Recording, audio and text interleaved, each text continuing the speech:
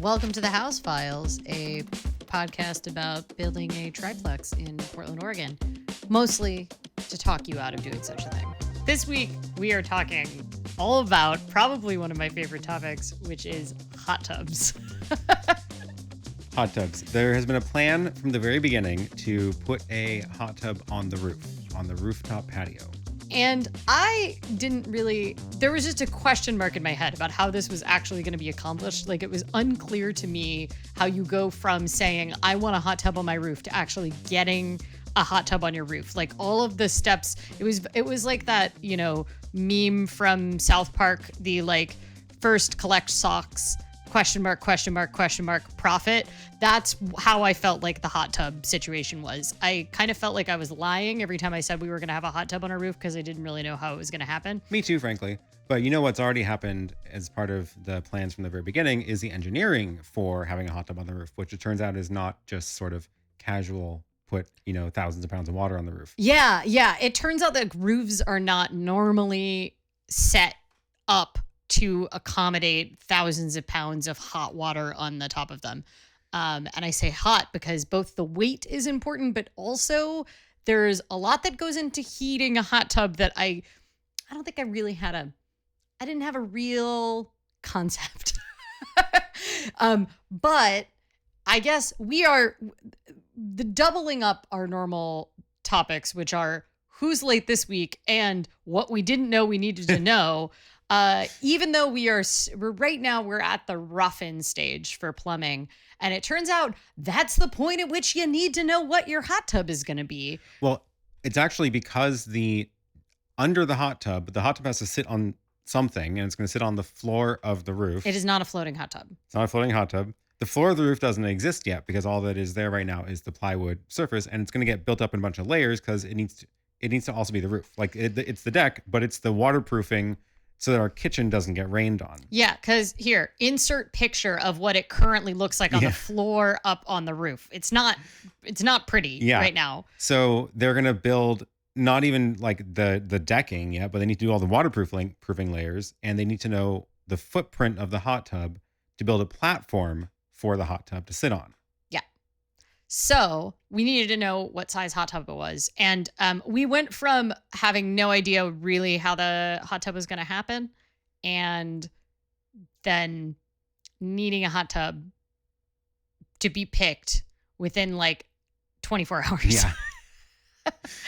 So we started looking around, and, you know, I was looking at like just, you know, Google hot tub Portland, and literally just Googled hot tub Portland. And in addition to the spas that exist in Portland, you will also find places to buy hot tubs. And a lot of the websites of them are like, they just freak me out. They're these top-down views of what the jets look like. So it's like looking at an empty hot tub from the top down, just so you can see the seating pattern and jets. And they just don't look attractive. No, they look really ugly. Like, it's like concerningly ugly. Yeah.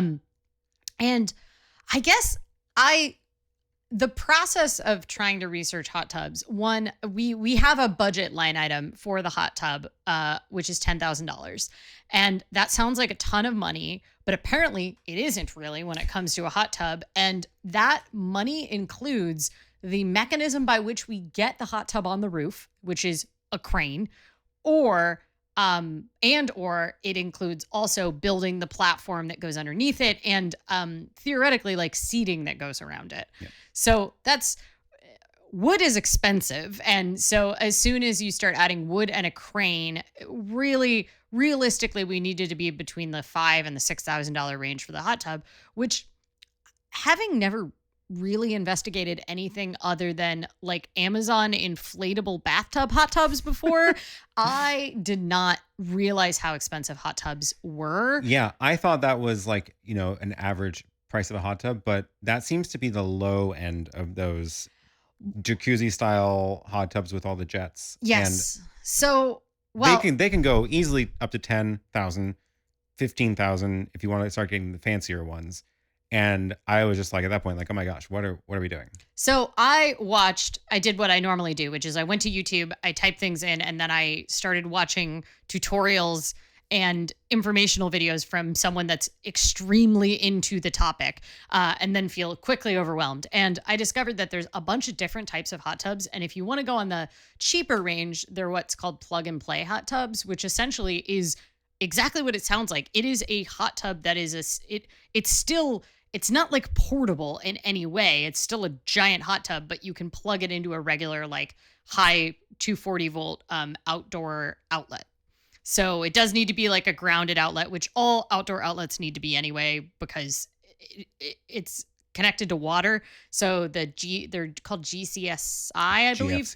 GFCI. And essentially, they will shut down if they get exposed to any water, so you don't electrocute yourself in the hot tub. Fun, important thing. The good news is with a new build, everything would have been rated for that, especially our outdoor outlets would be. It's only really a big problem for people that are doing it in an older house where they wouldn't have those on the outside. But the plug and play ones just didn't really make a ton of sense, even though they're on the cheaper end for us, because if we're building it and we're going through the work of putting it up on a 3rd story roof, probably want something that's hardwired in, because the hardwires don't exist yet. So it's very easy to do, right? They're expensive. Yeah. Like really expensive. So we started going all sorts of directions. Well, and then I got completely overwhelmed watching the tutorials, and I knew Aaron's parents had a hot tub when he was in high school, and he, like in typical Aaron style, made like a program or a spreadsheet to like manage all the chemicals that need to be put in, Keep right? track of the maintenance schedule and the pH testing of all the water, and had a little graph I would fill in to make sure it did it every week and all that. And all I knew was that sounded like not really a thing I wanted to be responsible for, but I had heard that hot tubs had gotten a lot easier to manage. Like there were apps for it now, and that it wouldn't involve Aaron having to custom write software, although I'm sure he'll try to find an excuse to custom write some software. But I was just worried about like the maintenance, and I started looking into the prices and like the chemicals for the just to keep the water safe was really expensive. And then I started looking at electrical prices, and simultaneously of the hot tub going on, you were also getting solar quotes. So you were like deep in our electricity situation. And you know, rates, we get pretty cheap electric. We have, I think like the second cheapest electricity of any state in the country in Oregon. And part of that has to do with, I mean, we still have a lot of natural gas providing our electricity, but a lot of our electricity does come from hydro here because it's always raining. And we have a lot of waterfalls that we may have dammed up and possibly gotten rid of some very important salmon runs. But moving on. So our electricity is pretty cheap, but we currently on our current apartment, which is a newer construction apartment, we pay $75 to $80 for a 2-bedroom apartment, 750 square feet per month in electricity costs. Notably, we do not run the heater in the apartment because it just is warm enough because of the insulation. Yeah, it was like 25 Fahrenheit. What is that? -4 Celsius earlier this week. And we haven't turned the heater on in like 2 years. Yeah. And that's because we have good insulation. And so I was concerned because obviously our electricity costs are going to go up because we're going to add about 400 square feet, and we're adding 3 stories essentially to our house. We don't have any stairwell in our current flat. So I was just worried because I was like, how much do I want to put my body in a bowl of hot water? Like, is it worth the price to me? And I was hearing some estimates, $50 to $100 a month of extra electricity costs. And, I know it seems silly to worry about $50 of electricity costs when I'm talking about spending $10,000 on a hot tub and more than $1 million on a triplex. Right.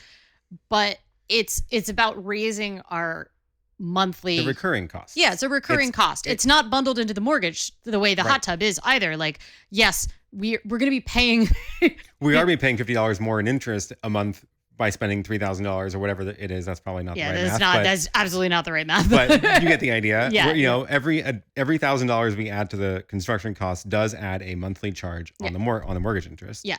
But that is very different than setting ourselves up for basically always having this additional fixed cost, which also will go up because electric rates will rise. Right. Electric rates just went up actually. A lot. Yeah. So pretty significant amounts, although it's still competitive compared to other places. But so we were like, do we even do this? And so then we started to investigate, are there other alternative fuels? Could we just put a bathtub on the roof? Like we were like, does it need to be a hot tub? Because our main goal in it was that we wanted something fun at a party. We've said, everything in this house is a reaction to everything wrong in our current place. And for me, one of the most frustrating things is that I do not have a large tub of hot water to sit in because I have no bathtub. And for a lot of people, they wouldn't mind at all. But I really like baths. I also have rheumatoid arthritis. So soaking in hot water is actually really good for my joints. I have known people who have gotten health insurance to cover their hot tubs. I think the days of that are long gone. But it used to be that it was possible to get health insurance coverage for a hot tub with rheumatoid arthritis. So theoretically, we could argue this is not just, I mean, it is absolutely a luxury, but it is, I have slightly justifiable reasons for it. So, you know, we were just going back and forth. We were like, is this even worth it? Like, should we just knock this out of I mean, having a rooftop patio, even if there's no hot tub on it. Yeah, it's still gonna be a really nice Still gonna patio. be cool, and it won't cost us like $30, $50, $100 a month of electricity and chemicals and everything. So we kind of went back and forth, and we were trying to figure out what the value of a hot tub is worth to us. And one of the things I arrived on is for quite a while, I was actually paying for a gym relatively close to my house because I wanted to go to the gym, but also because the gym had a hot tub and I don't have a bathtub in my house. And my justification was like, you know, I get to work out and rather than stomp around above my neighbor. And I was paying $40 a month for that gym. So I was paying $39.99 a month for that gym. I kind of made the argument that I was clearly willing to pay about that much for a hot tub that I could access back then 24 hours a day because it was at a 24-hour fitness, which is no longer a thing. Now they're only open 20 hours a day. And there were significant downsides to that hot tub. So I could also make the argument that there is minor upgrades, right? Like they use a ton of chlorine at that hot tub because it's a big public hot tub in like a pool in a 24-hour fitness. You know, I got to have some interesting conversations with little Chinese grandmas and like Russian bros drinking protein shakes in the hot tub.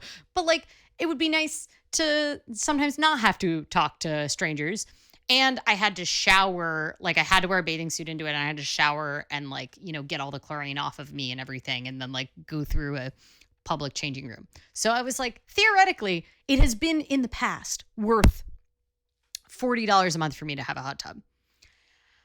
But I was still trying to figure out, is there a way that we can reduce the cost? So what were a couple of things that we looked up? Because I've talked a lot.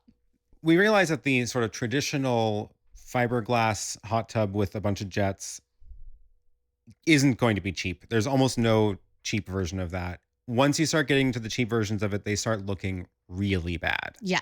Like you can get ones that look decent because they've built a nice shell around them. But they're usually inflatable. The lower end ones are inflatable. Some of the lower end ones are literally inflatable. Yeah. Or they're like the really cheap plastic where the entire thing is just the cheap plastic molded stuff. And it just looks like it looks cheap. And frankly, it's trash. Yeah. Like it's trash. Its only life will ever be a hot tub, and then it will be done and it'll be a hot tub. Yeah.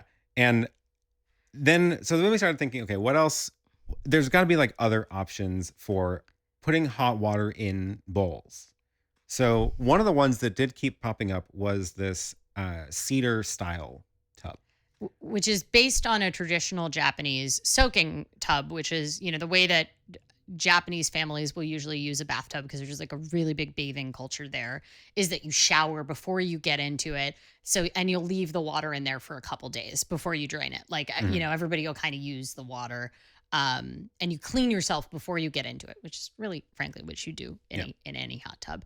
But you reuse the water, but you don't put chemicals in it necessarily. Right. And the aesthetics of the cedar ones are, amazing. Yeah. Like, insert a highlight reel of some of the photos that we found got. some really nice photos of a bunch of really nice installs of these. One of the things a lot of them had in common was that they look like they are below the deck. So they'll build up a deck around it so that you basically walk up onto this deck and then get down into a pool rather than like climbing over a wall. It kind of looks like the infinity pool that we went to on the top of the hotel in Singapore, only like not on the 200th floor or whatever, and like the hippie version of the Singapore infinity pool on the roof. And that aesthetic, I think, is a lot more like what we're going for on the roof. I mean, we both just kept looking at those and being like, they're beautiful. Yeah. But the reason we were originally looking at them is because predominantly they're wood fired. And we were thinking, well, maybe wood is the way to go, because then you don't keep it on all the time and you only turn it on. And I lived at a hippie commune that had a big wood fired hot tub a bunch of years ago, and it was a huge one. So it took all day to heat up, but like I would be going off, because I worked in the kitchen there. I'd be going off to make breakfast I think I would get up at like 4:30 in the morning, and I would be one of the first people to throw stuff in there if we wanted to use it that evening, but then it would be hot by the evening. Right.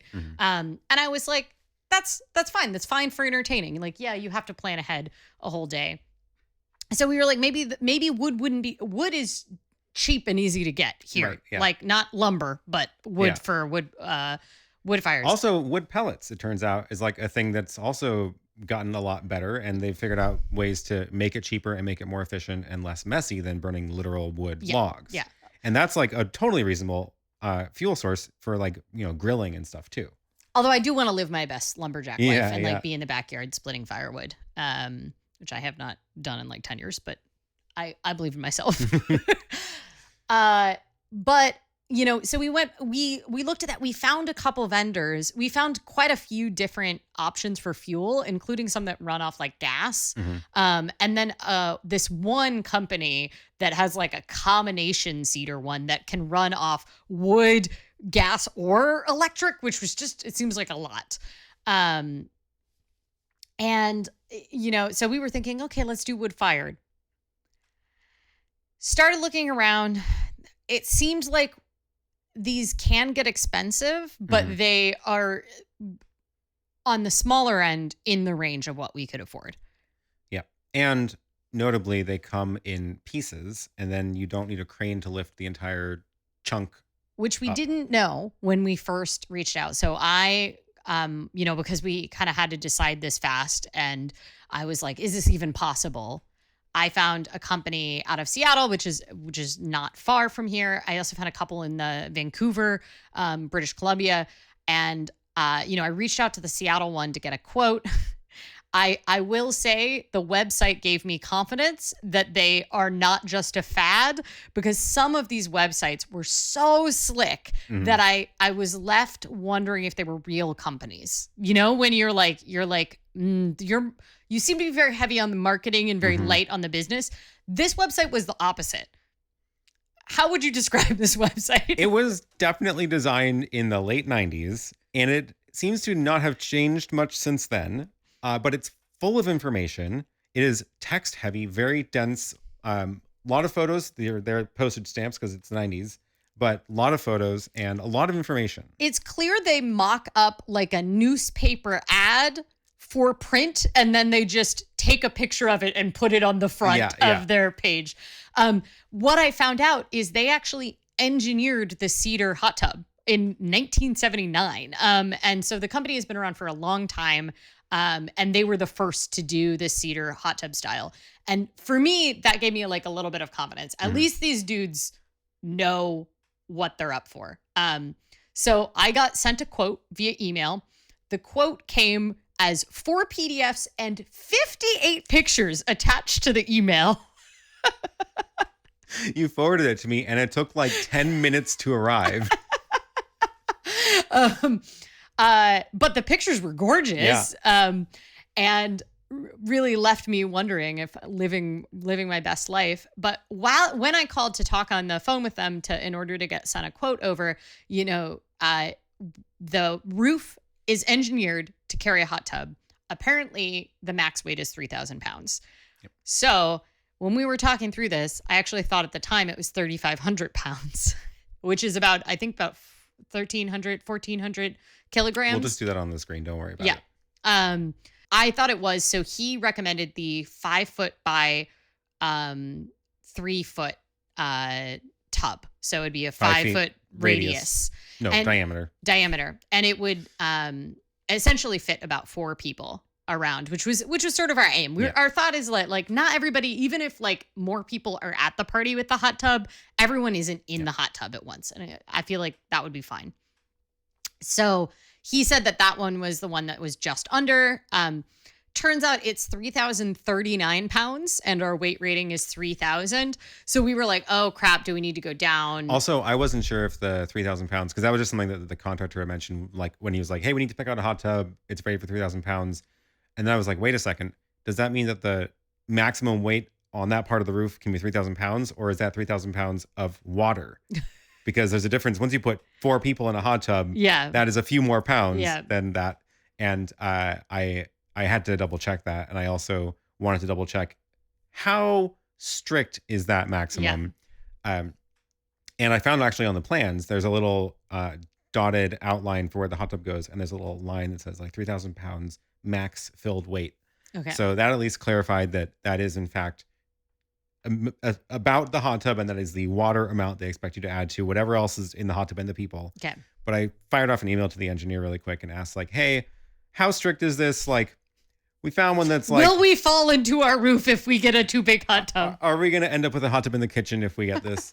And she wrote back in like 5 seconds. She's like, oh no, it's like not exact. Okay. You're fine if you're 100 pounds over or whatever. We also, we thought about cutting this several times, but we also felt like there's so much extra support already built in. I know. It sounds like, we could just be like, oh, well, let's just not do a hot tub. But we already did a lot of work to make a hot tub happen. And already spent money. Like extra money has gone into it. If you look at the joists under the deck, like which is our kitchen ceiling, so you can see it from the kitchen right now.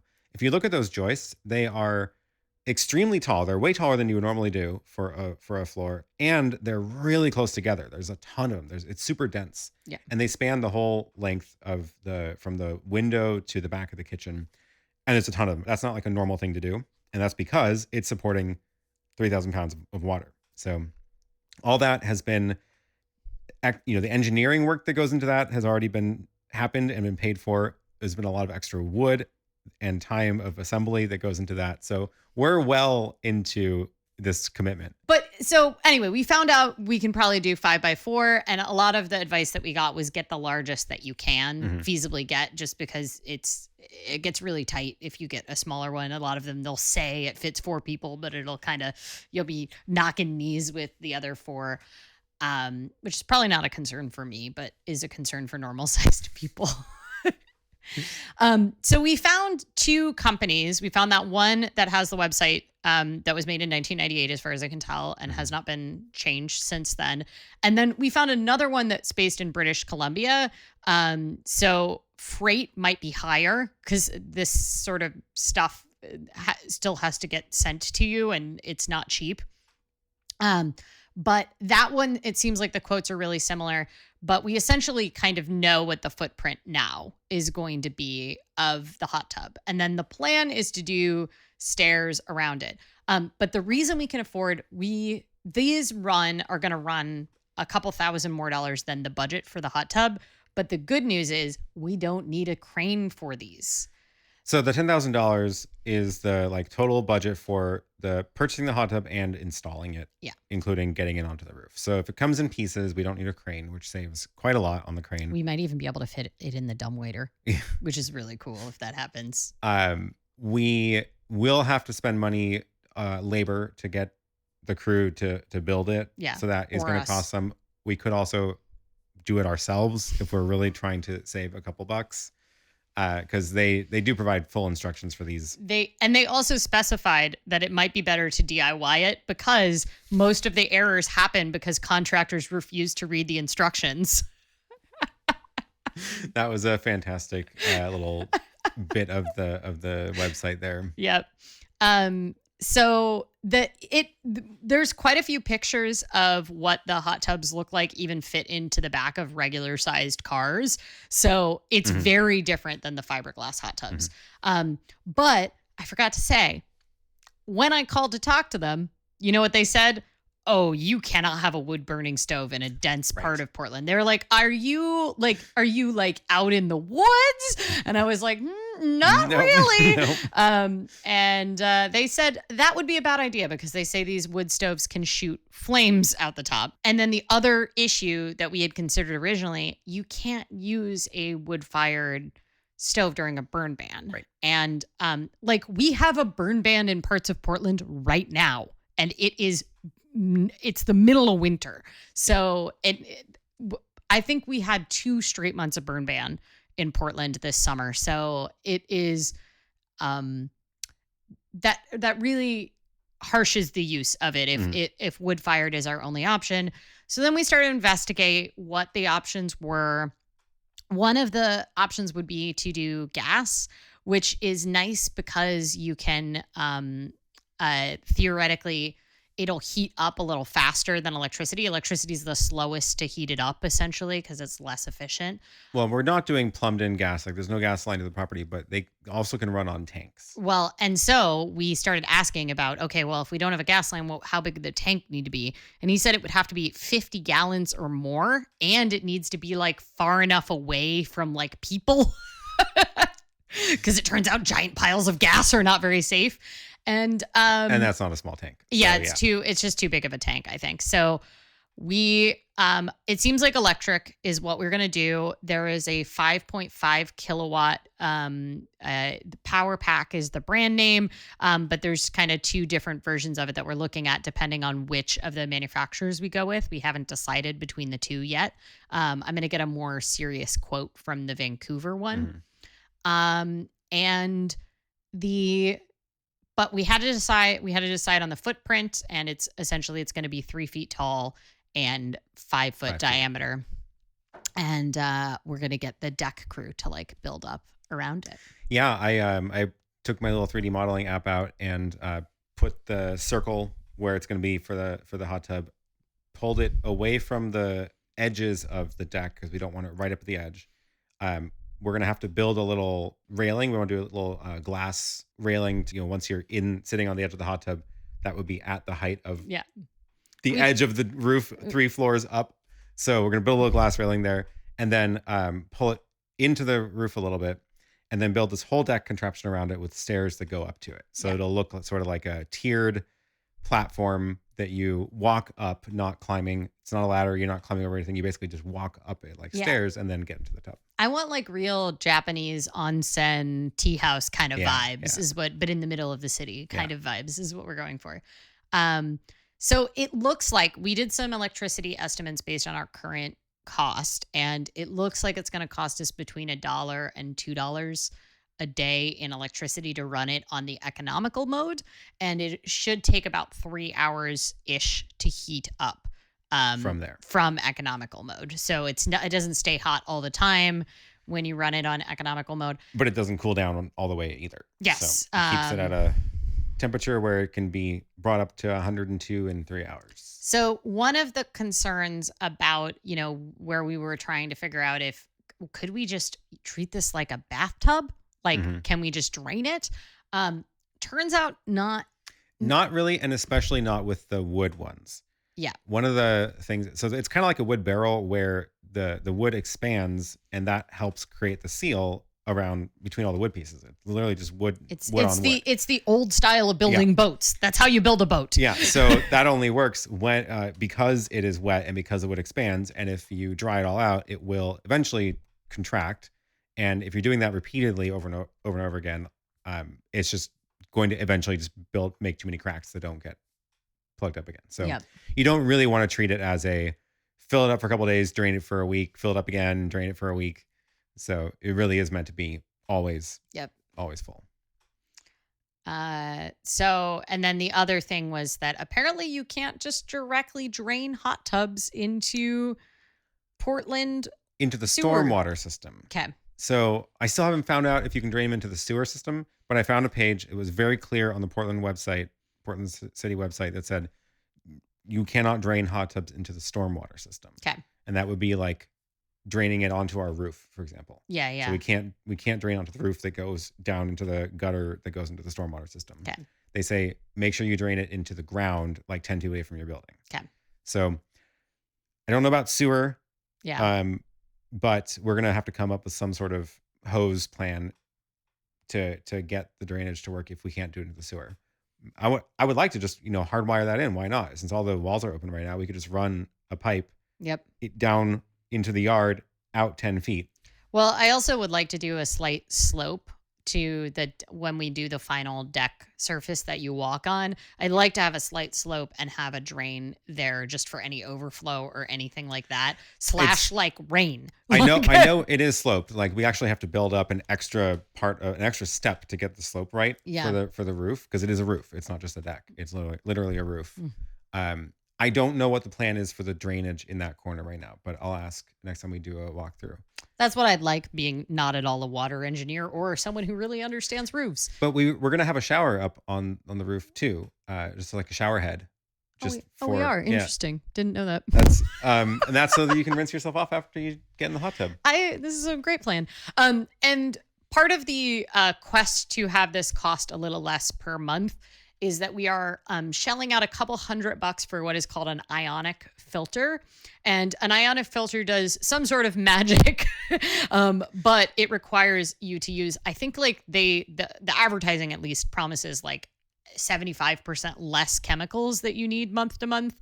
And it looks like we can use bromine essentially instead of using chlorine, which is, it's way softer on your skin. I don't know. We'll have like an app that we can heat up the hot tub from our phones. I don't know. Our plan is like, we want to be able to be on a bike ride and then invite people back to the house to our hot tub and be like, oh, we have a hot tub on the roof. If we could connect to the hot tub while we're on a ride and tell it to start heating up, that would be amazing. And that was another one of the reasons why the wood fired maybe didn't make sense, because we didn't want to, it's very different than living on a hippie commune where you are there all day and you can just walk past it and stoke it. I don't know if I want to have to babysit it for a bunch of hours while it heats up or whatever. So yeah. That's pretty much the hot tub. We are going to get a cedar hot tub, it sounds like. Yeah. We picked it. Fiberglass is just ugly. They're ugly even when you spend a lot of money on the expensive ones. So and we don't care about jets. That was one of the things we want all we want is for circulation. You want you don't want the water to be stale. Some of these fiberglass ones, they have like massage systems. They have like 5 jets up here, 3 down there, 2 over here, the side thing, and they have all these little seats that where there's this is where you sit. The molded seats, and then they have certain number of those depending on how big your hot tub is, where each of those seats has dedicated jets. Yeah. And that's not why I go to a hot tub. I don't go to a hot tub for the jets. You can get hydrotherapy systems that go in the cedar hot tubs too. And I think it's even a thing we could upgrade it to later. I think you can add that kind of on, but you have to obviously do additional plumbing and stuff like that. But the more jets you have, the uglier the outside of the cedar hot tub looks, and it's so beautiful. I wanna do our best to show off the pretty parts of it. So I don't know. Hope we don't regret it. One thing about the cedar hot tubs we heard is that you essentially are bathing in tannins for the first 7 months or something. So you're just will smell good. Yeah, you're just we'll keep all the moths away. Ooh, yeah. Maybe all my wool clothing will.